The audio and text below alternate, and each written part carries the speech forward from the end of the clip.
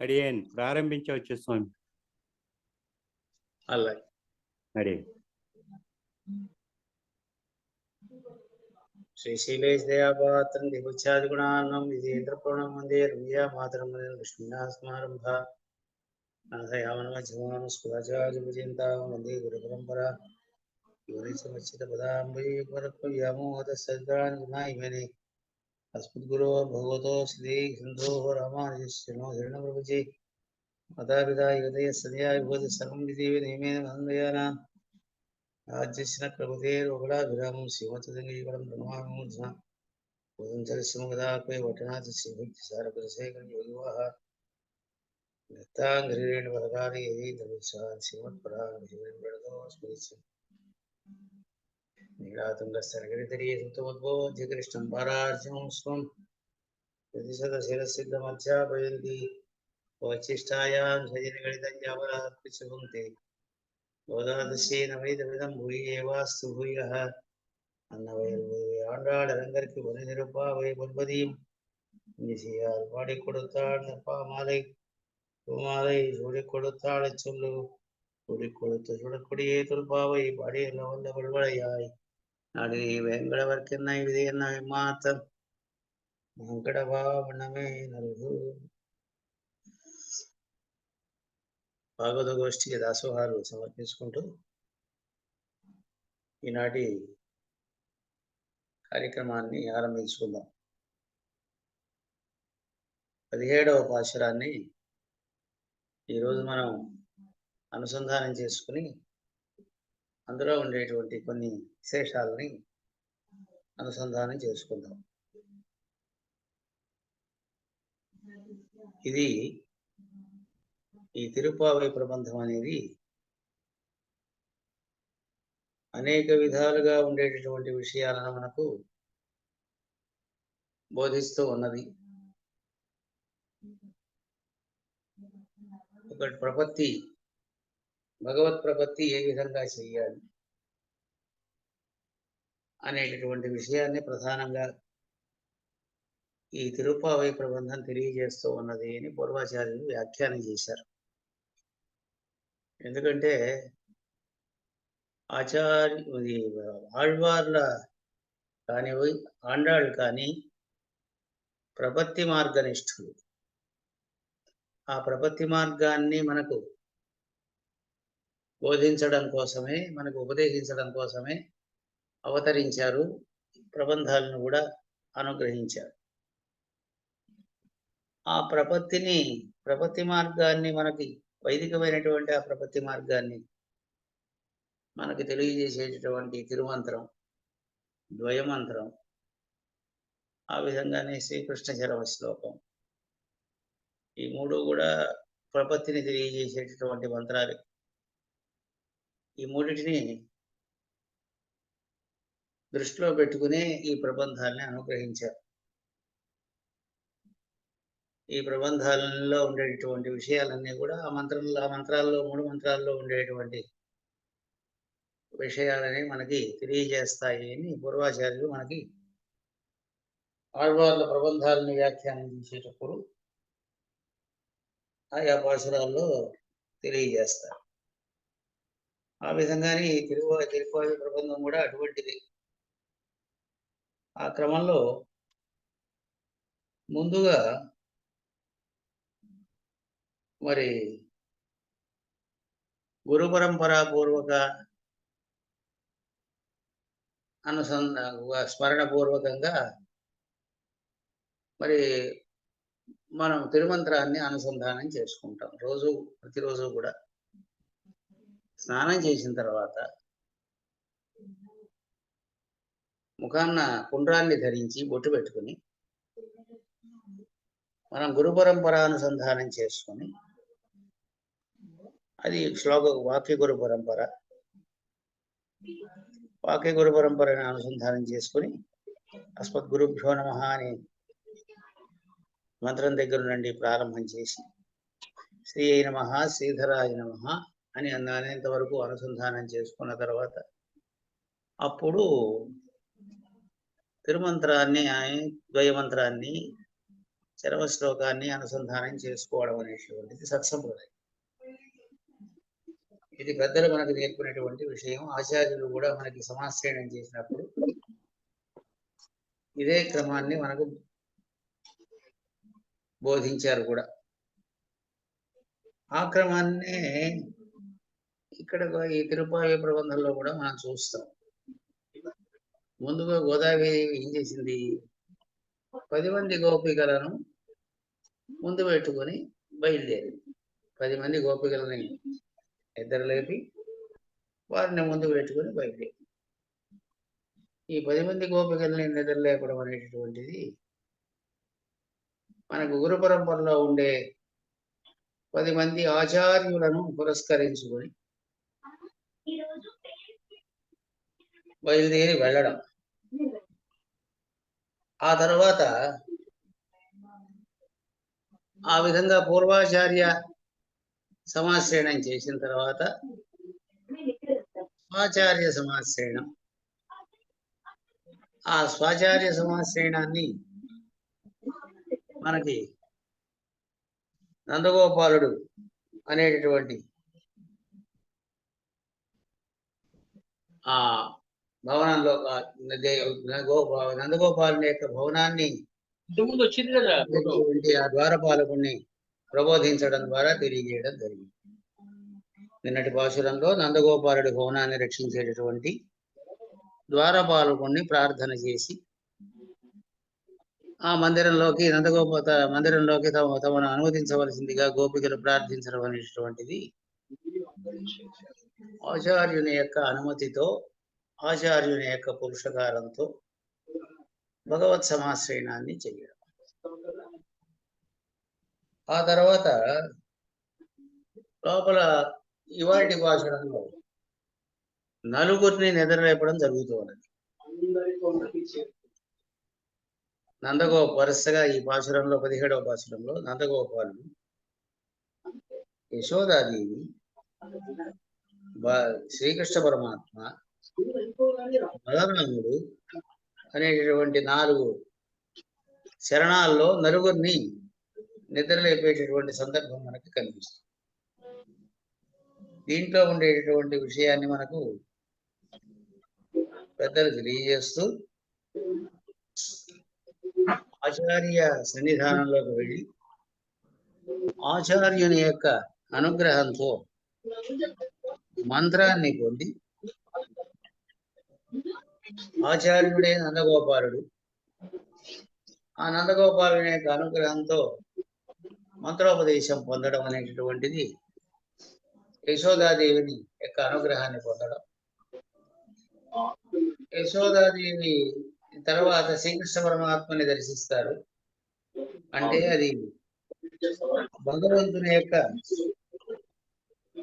స్వరూపాన్ని తెలుసుకోవడం. భగవంతుడిని దర్శించడం అంటే, శ్రీకృష్ణ పరమాత్మని దర్శించడం అంటే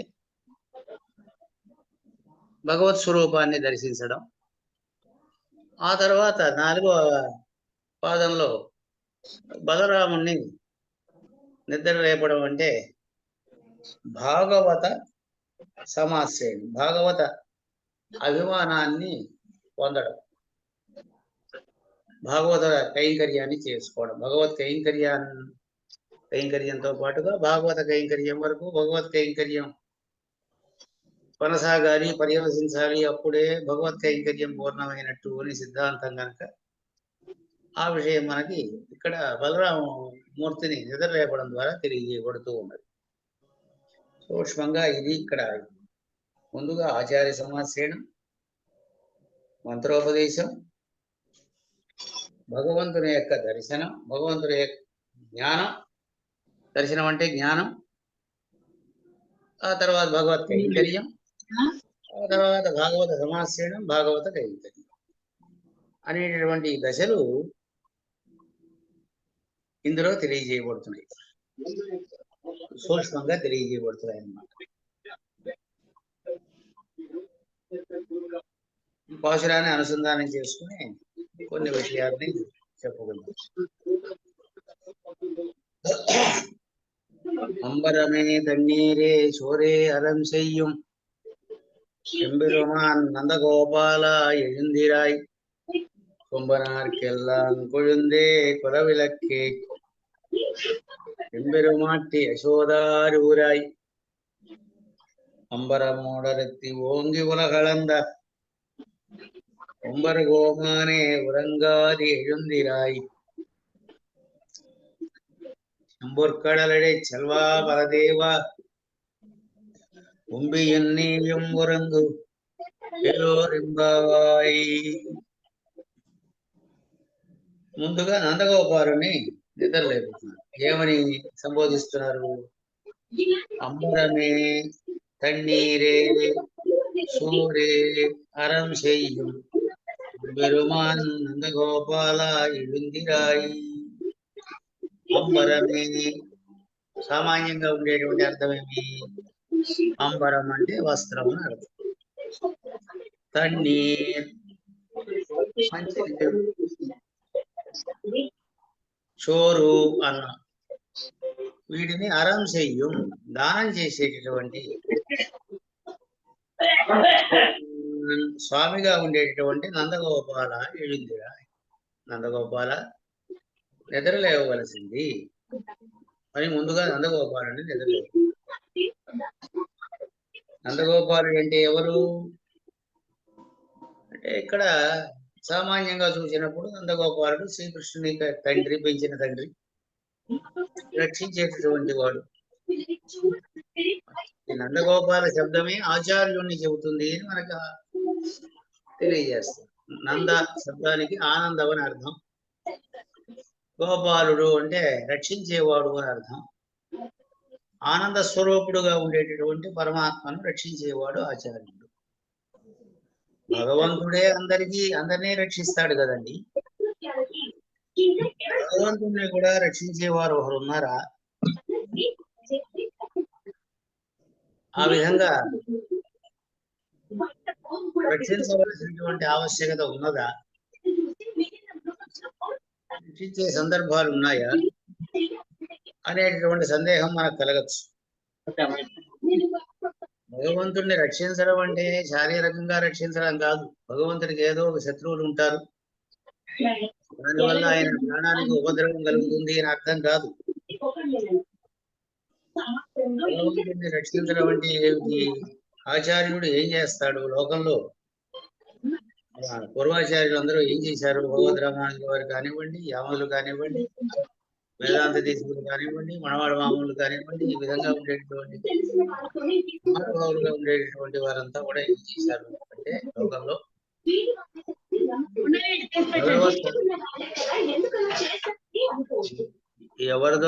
ఎవరో మ్యూట్ చేసుకోవాలి, కొంచెం చూడండి, ఎవరో మ్యూట్ చేసుకోవాలి. భగవంతుని యొక్క తత్వానికి భంగం కలిగినప్పుడు, వేదం చేత ప్రతిపాదితమైనటువంటి భగవతత్వానికి భంగం కలిగినప్పుడు, వేద విరుద్ధమైనటువంటి వాదాలు ప్రబలినప్పుడు దాన్ని నిరసిస్తూ ఆ విధంగా కాదు, వైదికమైనటువంటి తత్వం ఇది కాదు, వేదంలో ప్రతిపాదింపబడినటువంటి తత్వం ఇది అని చెబుతూ వాస్తవమైనటువంటి విషయాన్ని, సత్యాన్ని లోకంలో అందరికీ తెలియజేసి భగవంతుని యొక్క స్వరూపం, భగవంతునికి సంబంధించినటువంటి జ్ఞానాన్ని అందరికీ తెలియజేసి తద్వారా ఆ భగవంతుడిని రక్షించేటటువంటి వాడు.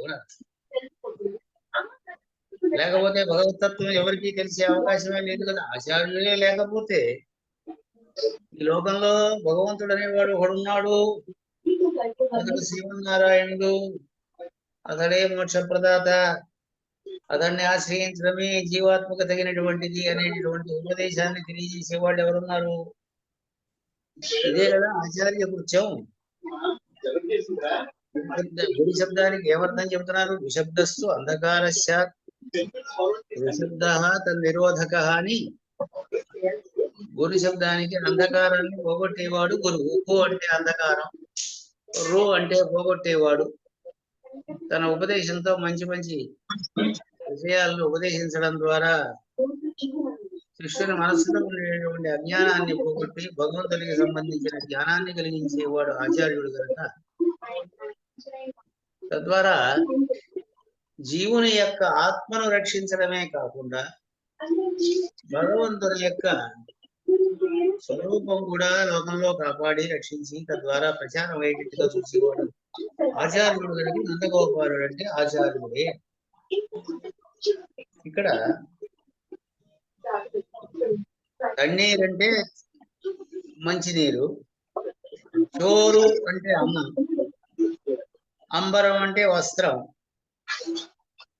వీటిని దానం చేయడం అంటే ఏమిటి? వస్త్రాన్ని దానం, ఆచార్యుడు వస్త్రాన్ని దానం చేయడం అంటే ఏమిటి? నందగోపాలుడు వస్త్రాన్ని దానం చేస్తున్నాడంటే, చల్లని నీటిని దానం చేస్తున్నాడంటే, అన్నాన్ని దానం చేస్తున్నాడంటే, పై పై చూసినప్పుడు ఆ రేపల్లని పాలించేటటువంటి ప్రభువు గనక ప్రభువుగా ఉండేటటువంటి వాడు ఆ తన దేశంలో తన ఊర్లో ఉండేటటువంటి వారికి కావలసినటువంటి మినిమం నీడ్స్ అని అంటాం ఇంగ్లీష్లో అయితే. ఆ విధంగా కావలసినటువంటి సౌకర్యాలను సమకూర్చవలసినటువంటి సౌకర్యం రాలేదు కనుక అవన్నీ కూడా అందరికీ సమృద్ధిగా సమకూర్చేటటువంటి వాడు అని సామాన్యంగా అర్థం చెప్పుకుంటాం. ఇక్కడ మనం వేదాంతపరంగా చూసినప్పుడు వస్త్రం అంటే ఏమిటి, అంబరం అంటే ముందుగా అంబరం అంటే ఏమిటి అంటే అంబరం అంటే ఆకాశం. అంబర శబ్దానికి సంస్కృతంలో ఆకాశం అని అర్థం. ఈ ఆకాశ శబ్దానికి ఏమిటి అర్థం అంటే ఆ సమంతాత్ కాశతేకి ఆకాశ అని వేదాంతంలో ఆకాశ శబ్దానికి పరమాత్మ అని అర్థం. పరమాత్మను మనకు అనుగ్రహిస్తాడు. పరమాత్మని మనకు ఆచార్యుడు అనుగ్రహించడం అంటే పరమాత్మ యొక్క స్వరూపాన్ని, మనకు స్వరూప స్వభావాలన్నింటినీ కూడా మనకి ఉపదేశం ద్వారా తెలియజేసేటటువంటి వాడు. తద్వారా మనం మంచి మార్గంలో పయనించి ఆ భగవంతుని యొక్క కటాక్షాన్ని పొంది ఆకాశం చేత చెప్పబడేటటువంటి భగవంతుని యొక్క స్థానమైనటువంటి పరమపదం, దానికి కూడా ఆకాశం అనే పేరు, పరమాకాశం అని పేరు, పరమపదం అని పరమాకాశం అని పేరు.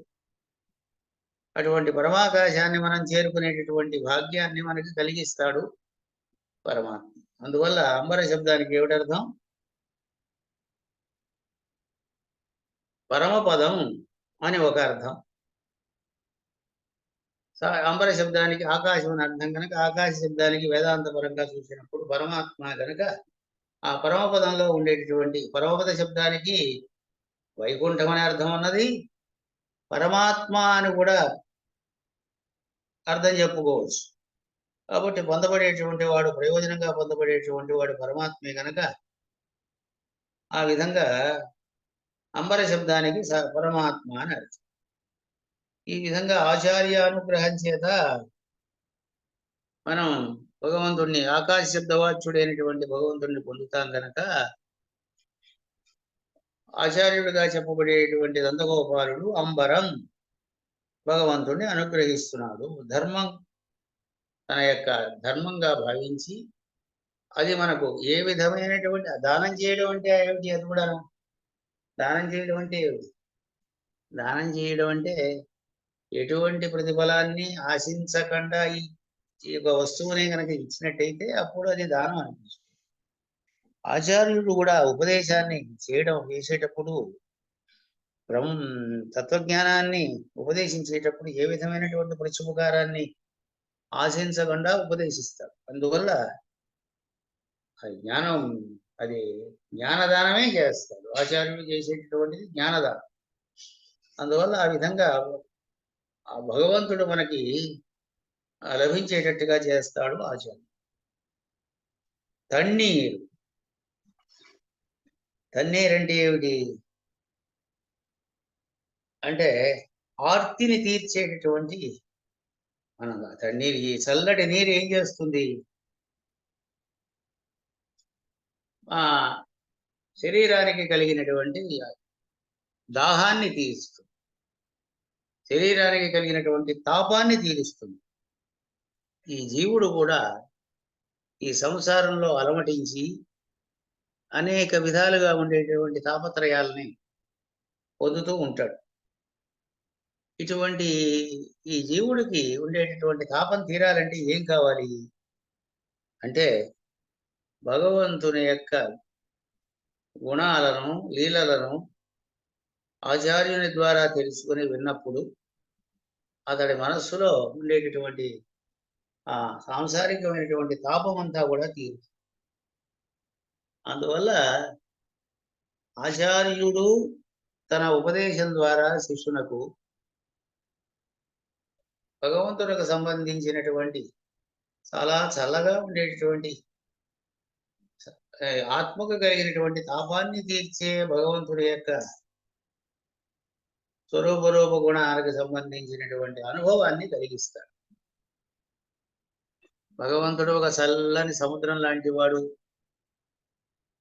చల్లని సరస్సు లాంటి వాడు అని మనకి శాస్త్రాలు చెబుతున్నాయి. మహాభారతం చెబుతుంది, ఏష బ్రహ్మ ప్రవిష్టోస్మి గ్రీష్మే శీతమివ హ్రదం. గ్రీష్మకాలంలో బాగా తపించినటువంటి ఎండవేడిమికి తాపాన్ని పొందినటువంటి ఒకడు ఏ విధంగా అయితే చల్లగా ఉండే సరస్సులోకి దిగితే అతడికి కలిగినటువంటి శారీరకమైన తాపం తీరుతుందో, అతడికి సుఖం కలుగుతుందో, ఆ విధంగానే పరమాత్మను నేను పరమాత్మ అనేటటువంటి చల్లని సరస్సులో ప్రవేశించి ఆ స్వామి యొక్క అనుభవాన్ని పొంది ఆ తాపాన్ని తీర్చుకుంటున్నాను అని మనకి మహాభారతంలో ఉండే ఒక సూక్తి ఉన్నది.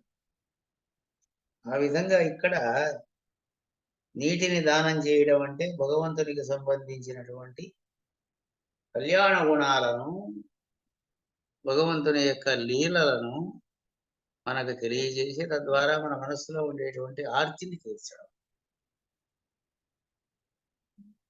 తరువాత షోరు. షోరు అంటే అన్నం. ఈ షోరు అంటే అన్నం అంటే ఏమిటి? పరమాత్మే అన్నం, పరమాత్మే అన్నం. వేదం ఏం చెబుతోంది? అన్నం అఘమన్నమఘమన్నమఘమన్నం అఘమన్నాదోఘమన్నాదోఘమన్నాద అని చెబుతోంది తైత్తిరీయ ఉపనిషత్తు. నేను అన్నాన్ని, నేను అన్నాన్ని, నేను అన్నాన్ని అంటే భగవంతునకు నేను శేషమై భగవంతునికి కైంకర్యం చేసి ఆయనకు ఆనందాన్ని కలిగించి తద్వారా అన్నం వలె భోగ్యభూతున్న అవుతున్నాను అని చెప్పి అహమన్నాద నా కైంకర్యంతో ఆనందించేటటువంటి పరమాత్మను దర్శించి నేను కూడా ఆనందాన్ని పొందుతున్నాను అనంటూ పరమాత్మను అన్నంగా వేదం చెబుతూ ఉన్నది. అన్నం బ్రహ్మే దివ్యజానాత్ అని ఇంకొక వాక్యం. అన్నం అనేది పరమాత్మ యొక్క స్వరూపం. ఏ విధంగా అయితే అన్నం అనేది శరీరాన్ని నిలబెడుతుందో, శరీరం నిలబడ్డానికి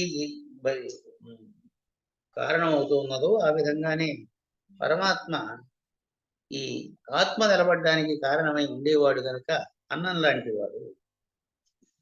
ఏ విధంగా అయితే అన్నం అనేది జీవని చేత భుజించబడి తినబడి అనుభవింపబడుతూ ఉన్నదో, ఆ విధంగానే పరమాత్మ కూడా జీవని చేత అనుభవింపబడేవాడు కనుక అన్నశబ్దవాచ్యుడు.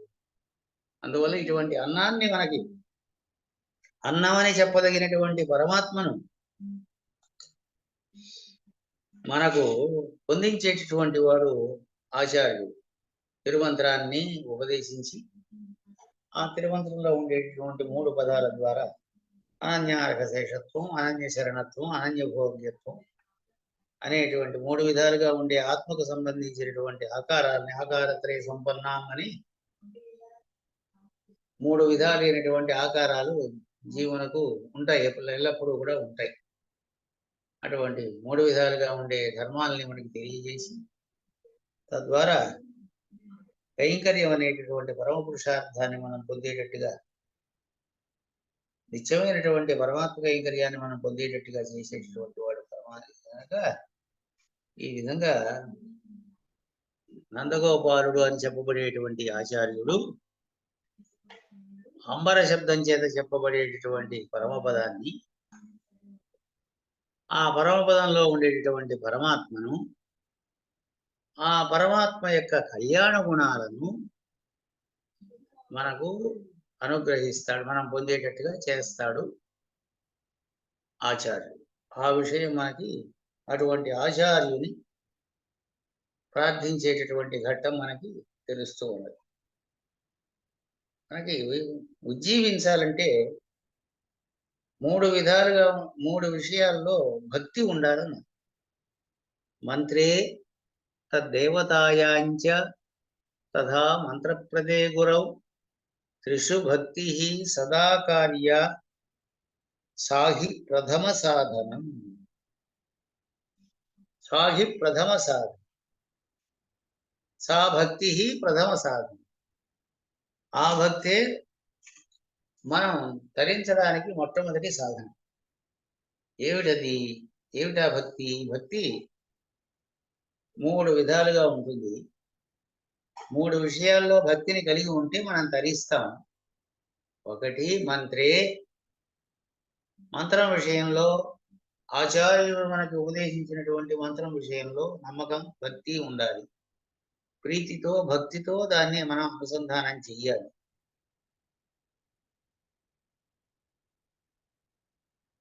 ఆ విధంగానే ఆ మంత్రాన్ని మనకు ఉపదేశించినటువంటి ఆచార్యుని విషయంలో ప్రేమను కలిగి ఉండాలి.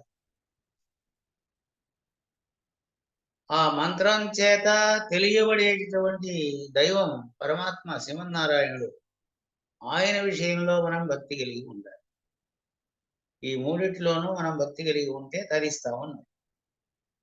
ఈ మూడిటిని చెబుతున్నది ఈ పాశురం. చూడండి, ఆచార్యుడు నందగోపాలుడు, మంత్రం యశోద, ఆ మంత్రం చేత తెలియబడేటటువంటి పరమాత్మ శ్రీకృష్ణ భగవానుడు. వరుసగా మూడు పాదాల్లోనూ ఈ మూడు తెలియబడ్డాయి. అందుచేత ఈ విధంగా రెండవ ఈ పాదంలో, ఈ పాశురంలోని రెండవ పాదంలో ఈ విధంగా నందగోపాలుడు ప్రబోధించారు గోపికలు. సరే, ఆయన లేచి సరే వెళ్ళండి, కొంచెం మీరు ఆ విధంగానే శ్రీకృష్ణ పరమాత్మ దగ్గరికి వెళ్ళండి, కావాల్సింది ఆయన్ని ప్రార్థించి తీసుకోండి అన్నాడు. ఆయన అనుమతిని పొంది కొంచెంలో ముందుకెళ్ళారు. వెళితే అక్కడ యశోదాదేవి కనిపించింది. యశోదాదేవి ముందుగా నందగోపాలుడు, తర్వాత యశోదాదేవి. అప్పుడు ఆ యశోదాదేవిని ప్రార్థన చేస్తున్నారు. கொம்பனார்க்கெல்லாம் கொழுந்தே குலவிளக்கே ఎంబెరుమాట్టి యశోదా అరుగురాయి. సామాన్యంగా లోకంలో ఉండేటటువంటి పద్ధతిలో మనకి అర్థం చెప్పుకున్నప్పుడు, అమ్మా నువ్వు కూడా యశోదాదేవి, నువ్వు కూడా ఆడదానివే కదా, ఒక ఆడదాని బాధ ఇంకో ఆడదానికి తెలుస్తుందని లోకంలో అంటారు. అంతేకాకుండా నువ్వు ఎటువంటి దానివి? కొమ్మనార్కెల్లాం కొழுందే. కొమ్మనారు అంటే ఆడవారు అని అర్థం. కొమ్మలు అంటాం తెలుగులో అయితే, కొమ్మలు అంటే ఆడవారు అని అర్థం. అది తీగ మాదిరిగా, కొమ్ము అంటే తీగ, ప్రబ్బలి తీగ అని పేరు. నీటి సమీపంలో పెరుగుతుంది, చాలా సుకుమారంగా ఉంటుంది. ఆ తీగ మాదిరిగా సుకుమారమైనటువంటి స్వభావాన్ని, సుకుమారమైనటువంటి స్వరూపాన్ని కలిగినటువంటిది స్త్రీ. సహజంగా స్త్రీ లలితమైన స్వభావాన్ని, లలితమైన రూపాన్ని కలిగి ఉంటుంది. పురుషుడు సహజంగా కఠినమైన శరీరాన్ని, కఠినమైన మనస్సును కలిగి ఉంటాడు. అది ప్రకృతి ధర్మం. అందుకే దయ అనేది స్త్రీల్లో అధికంగా ఉంటుంది. అదే అందువల్లనే పరమాత్మలో ఉండేటటువంటి కరుణ కంటే లక్ష్మీదేవిలో ఉండేటువంటి కరుణ అతిశయించి ఉంటుంది అని మనకి శాస్త్రాలు చెబుతున్నాయి. కరుణ లోకమాతరం అని మనకి అష్టమి అష్టేత్రంలో కూడా మనం చెప్పుకుంటాం. అందువల్ల కొంబనార్ ఆడవాళ్ళందరిలోకి కూడా కొజుంది చిగురు వంటి దాన్ని అని సంబోధిస్తున్నారు. చిగురు వంటిది ఏంటి, అర్థం ఏమిటి? చెట్టుకి ఏదైనా హాని కలిగింది అనుకోండి, వేరు పురుగు పట్టింది అనుకోండి, ఒక చెట్టు ఉంది, ఆ చెట్టుకి ఏదైనా వేరు పురుగు పడితే ముందుగా వాడిపోయేది ఆ చెట్టు చిగురు వాడిపోయింది. అందువల్ల ఈ ఆడవారికి ఎవరికి ఈ రేపల్లిలో ఏ ఆడవాళ్ళకి కష్టం కలిగినా కానీ ముందుగా నీ మనస్సే కదా బాధపడుతుంది. ఎంతకాలంగా మేము శ్రీకృష్ణ పరమాత్మ యొక్క అనుగ్రహాన్ని పొందలేక, ఆ స్వామిని చూడలేక, ఆ స్వామి అనుభవాన్ని పొందలేక మేము పడేటువంటి బాధను చూసి నీ మనస్సు ఎంతో క్లేశపడి ఉంటుంది కదా. సాటి ఆడదానివి కదా నువ్వు, అంచేత మాకు సహకరించవలసింది. నిద్ర లేచి శ్రీకృష్ణ పరమాత్మ మమ్మల్ని అనుగ్రహించేటట్టుగా చేయవలసింది. కుల విళక్కే, మా కులానికి అంతటికీ కూడా దీపం లాంటి దానివి నువ్వు. ఎందువల్ల అంటే శ్రీకృష్ణుణ్ణి కుమారుడుగా పొందినటువంటి భాగ్యం కదా యశోదాదేవికి. ఎల్లాన్ దైవనంగై యశోద పెత్తాడే తిరువిలేన్ ఒన్నం పెట్టిలేన్ ఎల్లాన్ దైవనంగై యశోద పెత్తాడే అని అంటారు కులశేఖరాడు వాళ్ళు దేవకీ భావనతో. దేవకీదేవి శ్రీకృష్ణ పరమాత్మను ప్రసవించింది, కన్నది, గాని ఏ ఒక్క దినం కూడా ఆ పరమాత్మ యొక్క లీలల్ని దర్శించి అనుభవించి ఆనందించినది కాదు. ఆ శ్రీకృష్ణ పరమాత్మ బాల్యం అంతా కూడా, బాల్యలీలన్నీ కూడా యశోదాదేవి దగ్గరే జరిగింది. యశోదాదేవి వాటిని అన్నింటినీ కూడా కళ్ళారా చూసి ఆనందించేటటువంటి భాగ్యాన్ని పొందింది. అటువంటి భాగ్యం కలిగింది కనుక ఎన్న నోన్బు నొత్తాళ్ళుగడో ఇవన పెద్ద వైరుడయ్యా అంటారు. ఏం భాగ్యం చేసిందో కదా యశోదాదేవి. ఇటువంటి శ్రీకృష్ణ పరమాత్మను కుమారుడిగా పొందినటువంటి యశోదాదేవి ఏమి నోము నోచిందో కదా అని అందరూ ఆశ్చర్యపోయేటట్టుగా కదా యశోదాదేవి ఆ గొల్ల కులానికి అంతటికీ కూడా మంగళ దీపంగా ప్రకాశించింది. దీపం ఏం చేస్తుంది, ఎందుకు దీపంగా చెబుతున్నారు అంటే ఈమె పురుషకార స్వరూపిణి. దీపం ఏం చేస్తుంది, తాను ప్రకాశిస్తుంది.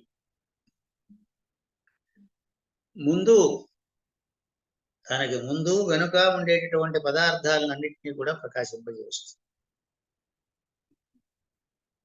ఆ విధంగానే ఈ యశోదాదేవి కూడా పురుషకారాన్ని చేసి ఇటు గోపికలను అటు పరమాత్మను ఇద్దరిని కూడా కలిపేటటువంటి స్వభావాన్ని కలిగారు. ఇద్దరి యొక్క స్వరూపాన్ని ప్రకాశింపజేసి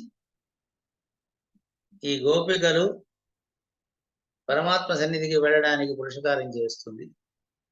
ఆ శ్రీకృష్ణ పరమాత్మ ఈ గోపికల్ని అనుగ్రహించేటట్టుగా సహాయపడుతుంది. ఆ విధంగా ఈమె దీపం లాంటిది అనమాట. కుల విళక్కే ఎంబెరుమాట్టి, ఆయన ఎంబెరుమాన్. ఎవరు? నందగోపాలుడు. నందగోపాలుడు ఎంబెరుమాన్ అయితే ఈమె ఎంబెరుమాట్టే కదా అవుతుంది. అందువల్ల మాకు స్వామినివి నువ్వు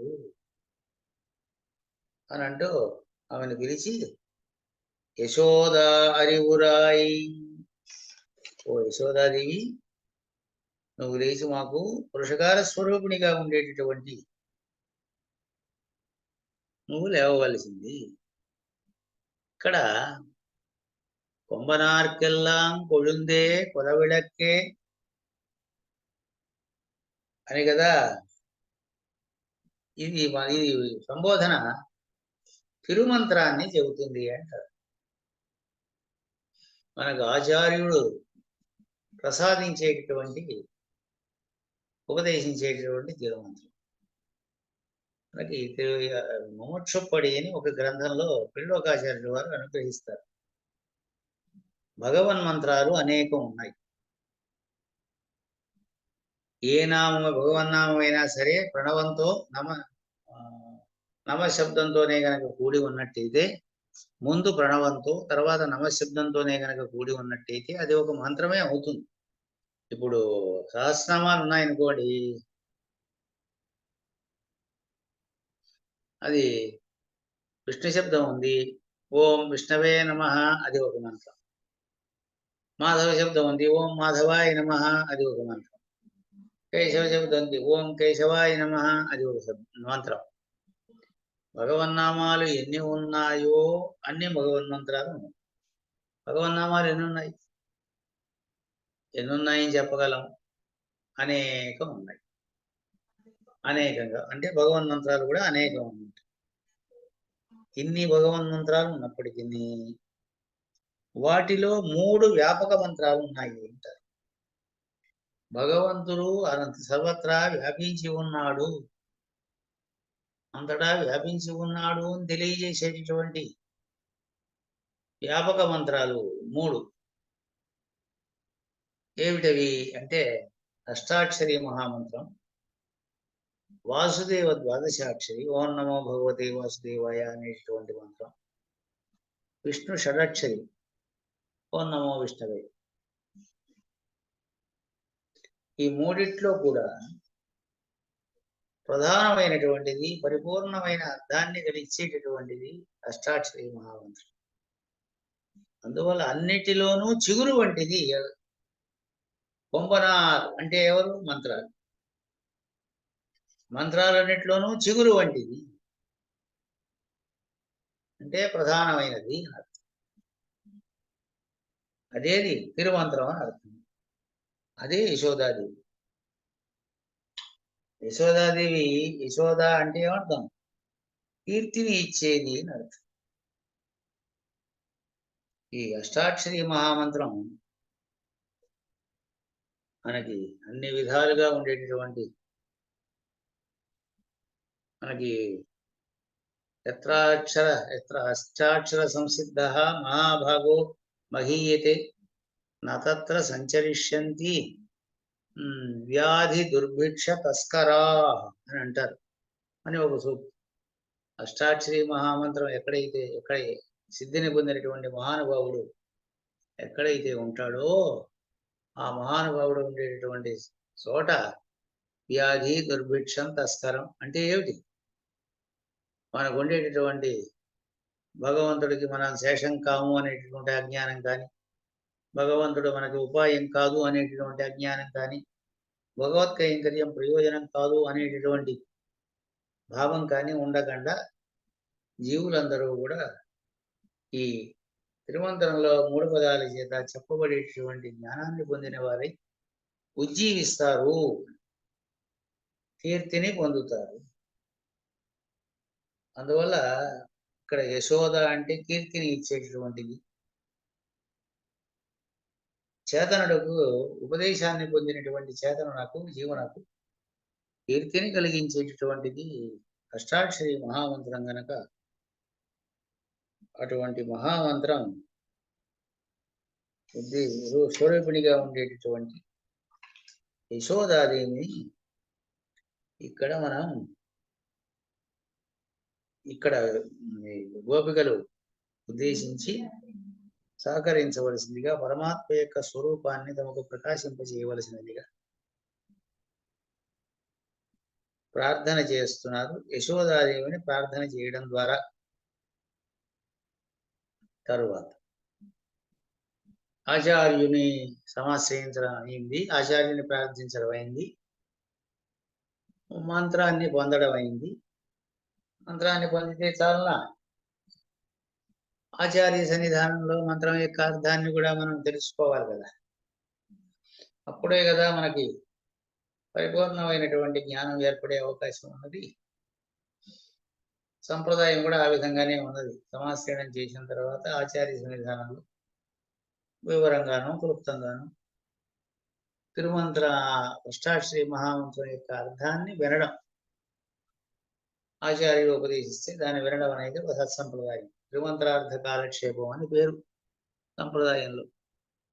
ఏ గ్రంథాన్ని సేవించాలన్నా ఇప్పుడు తిరుప్పావై ప్రబంధ కాలక్షేపమే మనం ఇక్కడ ఉన్నాం అనుకోండి, వీటిని మనం వినాలంటే న్యాయంగా సంప్రదాయంలో పద్ధతి ఏమిటంటే ముందుగా ఆచార్యుని యొక్క సన్నిధానంలో అష్టాక్షరి మహామంత్రాన్ని మరి ముందుగా భావన చేసి ఆ తర్వాత మరి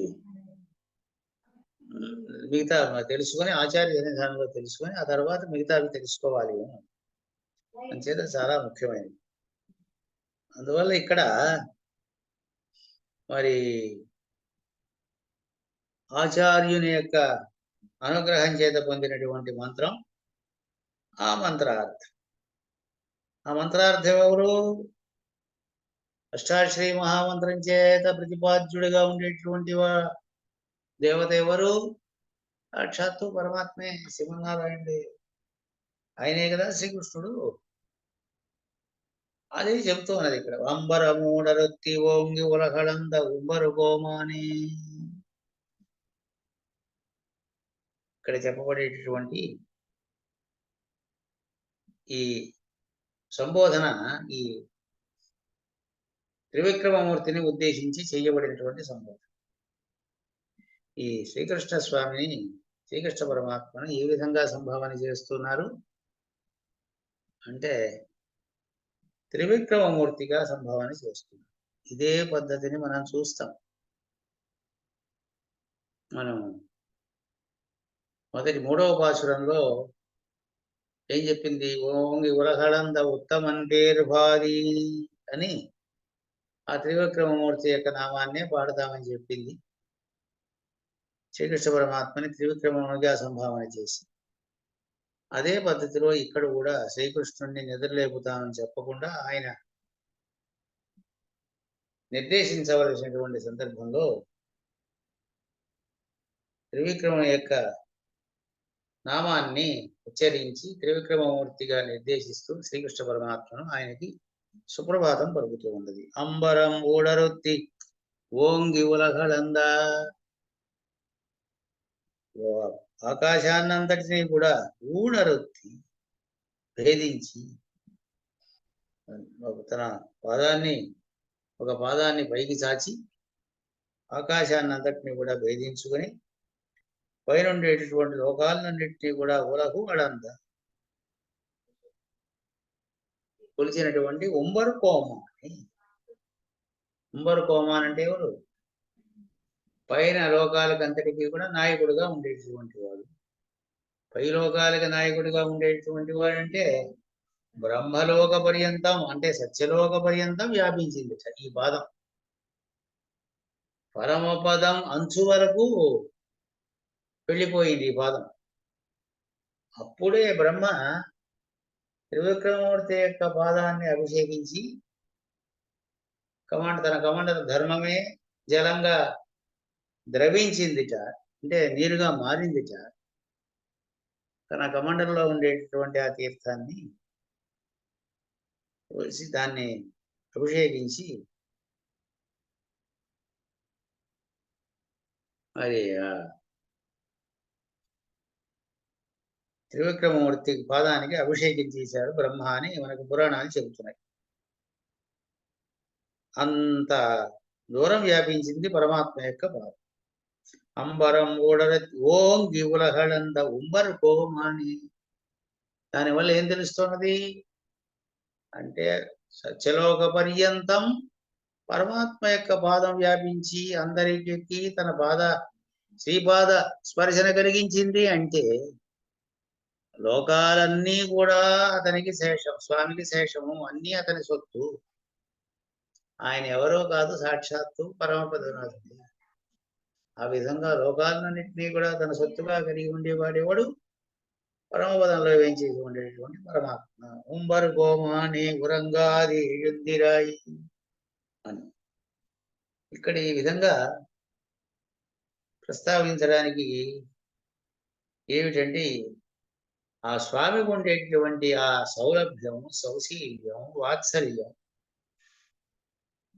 ఆనాడు నిన్ను ఆశ్రయించి దేవతలు, ఇంద్రాది దేవతలు నిన్ను ఆశ్రయించి ఆ రాజ్యం మనం పొందేటట్టుగా చేయవలసింది అని ప్రార్థన చేస్తే వారి ప్రార్థన నువ్వు తీర్చావే. ఇప్పుడు మా ప్రార్థన నువ్వు తీర్చవా? నువ్వు అటువంటి స్వభావాన్ని కలిగిన వాడివి కదా స్వామి. ఇదంతా ఈ వృత్తాంతాన్ని ఎందుకు చెబుతున్నారు ఇక్కడ అంటే, ఆ స్వామికి ఉండేటటువంటి ఆ గుణాలన్నింటినీ కూడా స్మరింపజేసి, నువ్వు సామాన్యుడివి కాదయ్యా, ఇటువంటి స్వభావాన్ని కలిగిన వాడివి. చమత్కారంగా వ్యాఖ్యానం చేస్తారు పెద్దలు. నువ్వు పురుషులకే ఇంద్రాది, పురుషులు కదా, పురుషులకే నువ్వు అనుగ్రహిస్తావా, స్త్రీలకు మాకు అనుగ్రహించవా? శక్తి కలిగిన ఇంద్రాదులకే అనుగ్రహిస్తావా, అవలమైన మాకు అనుగ్రహించవా? దేవలోకంలో ఉండే వారికి అనుగ్రహిస్తావా, మానవ లోకంలో ఉండే వారికి అనుగ్రహించవా అని ఈ విధంగా ప్రయోజనాంతరాలనే ఆశించేటటువంటి వారికే అనుగ్రహిస్తావా అంటే ఏమిటి? దేవతలు ఏం చేశారు? ఇంద్రాది దేవతలు నిజానికి ఏం కోరుకోవాలి అంటే, స్వామి ఈ స్వర్గాది ఆధిపత్యం ఎందుకు, లోకాల ఆధిపత్యం ఎందుకు మాకు, నీ కైంకర్యాన్ని మాకు ప్రసాదించు అని కదా అడగాలి. నిజానికి అడగవలసిన ప్రయోజనం అది కదా. అది పోయి ఈ విధంగా అడగడం అనేది, స్వర్గాన్ని అడగడం అనేది ఎంత తక్కువ పని. వారిని క్షమించకూడదు కదా, కానీ అది కూడా వారిని కూడా క్షమించి వారికి అడిగిన దాన్ని ఇచ్చావు. మేము ఈ కైంకర్యాన్ని మేమేం ప్రయోజనాన్ని కోరుకున్నాం? స్వయం ప్రయోజనంగా నీ కైంకర్యాన్ని చేస్తామని కదా వచ్చాం, మమ్మల్ని అనుగ్రహించవా? అందరినీ స్పృశించినటువంటి నీ పాదం, పళ్ళు వీళ్ళు లేకుండా స్పృశించినటువంటి నీ పాదం మమ్మల్ని స్పృశించకూడదా? మరి ఈ విధంగా ఉండేటటువంటి ఆ ఉద్దేశంతో ఇక్కడ ఈ సంబోధనని చేస్తున్నారు అని వ్యాఖ్యానం చేస్తారు పెద్దలు. ఇంతేకాదు, నువ్వు నీ రూపాన్ని తక్కువ చేసుకోక్కర్లేదయ్యా. ఇంద్రుడి కోసం నువ్వు ఎన్ని పాటలు పడ్డావు. ఎవరికి దగ్గరికి వెళ్ళి ఏనాడు అడగని, ఏ వస్తువును అడగనటువంటి నువ్వు ఆ బలిచక్రవర్తి దగ్గరికి వెళ్ళి అడగవలసి వచ్చింది. అటువంటి నీవు తక్కువదనం ఏం చేసుకోక్కర్లేదు, మా కోసం మమ్మల్ని అనుగ్రహిస్తే చాలు అని అడగడం కోసం మరి ఈ విధంగా మరి ఈ సంబోధనని చేశారు. అది ఒకటి. రెండవది, తిరుమంత్రంలో ఇప్పుడు యశోద అంటే తిరుమంత్రం అనుకున్నాం కదా. యశోద అనేటువంటి తిరుమంత్రంలో నారాయణ శబ్దం ఉన్నది. నారాయణ శబ్దానికి ఏమిటి అర్థం? అంతటా వ్యాపించి ఉన్నవాడు అని అర్థం. నారాయణుడు అంటే అంతటా వ్యాపించి ఉన్నవాడు. నారాయణ నామాన్ని ముందు యశోద అనే పదం ద్వారా సూచించారు. ఆ నారాయణ నామం యొక్క అర్థాన్ని, నారాయణ నామం యొక్క అర్థం ఏమిటి? భగవంతుడు అంతటా వ్యాపించి ఉండడం. దాన్ని ఇక్కడ త్రివిక్రమావతార వృత్తాంతాన్ని అనుసంధించడం ద్వారా తెలియజేస్తున్నారు. ఇది ఒక వైదికమైన పద్ధతి అన్నారు. అంతర్బహిష్యతత్ సర్వం వ్యాప్య నారాయణ స్థిత అని వేదమంత్రం. అంతర్బహిష్యతత్ సర్వం వ్యాప్య వ్యాప్య, లోపల బయట వ్యాపించి ఉన్నటువంటి వాడు నారాయణుడు. ఎవడైతే ఈ లోకాల్లో లోపల బయట వ్యాపించి ఉన్నాడో అతడు నారాయణుడు. అంటే ముందు నారాయణ శబ్దం యొక్క అర్థాన్ని చెప్పి తర్వాత నారాయణ నామాన్ని అనుసంధానం చేసింది వేదం. ఇక్కడ గోదాదేవి ఏం చేసింది? ముందుగా నారాయణ నామాన్ని అనుసంధానం సూచించి ఆ తర్వాత నారాయణ నామం చేత చెప్పబడేటటువంటి సర్వవ్యాపకత్వం, అంతటా భగవంతుడు వ్యాపించి ఉన్నాడు అనేటువంటి అర్థాన్ని తెలియజేసింది. ఈ విధంగా స్వామి ప్రార్థన చేస్తే ఆయన అన్నట్ట, నేనేం చేయను, నేను ఈ అవతారంలో నా అన్నగారికి అధీనంలో ఉన్నాను. మా అన్నగారు ఎలా చెప్తే అలా చేస్తాను. ముందు మా అన్నగారిని అడగండి, అప్పుడు కదా. ముందు మా అన్నగారి దగ్గరికి వెళ్ళాలా వద్దా ఆయన అడగండి. ఆయన అడగకుండా నా దగ్గరికి వస్తే పని ఏం జరగదు, వెళ్ళండి. వెంటనే పాపం పక్కనే ఉండేటువంటి బలరామమూర్తిని ప్రార్థన చేస్తున్నారు. శంభుర్ కడలడి చెల్వా బలదేవా ఉంబియన్ని ఉంబరంగు ఎలోరెంబాబాయి. శంభుర్ కడలడి అందంగా ఉండేటటువంటి బంగారు కడియాన్ని ఒక కాలికే కడియం, రెండు కాళ్ళకే కాదు, ఒక కాలికే కడియం. ఆదిశేషుని యొక్క స్వరూపాన్ని వర్ణించేటప్పుడు పురాణాలు ఆ విధంగానే వర్ణిస్తున్నాయి.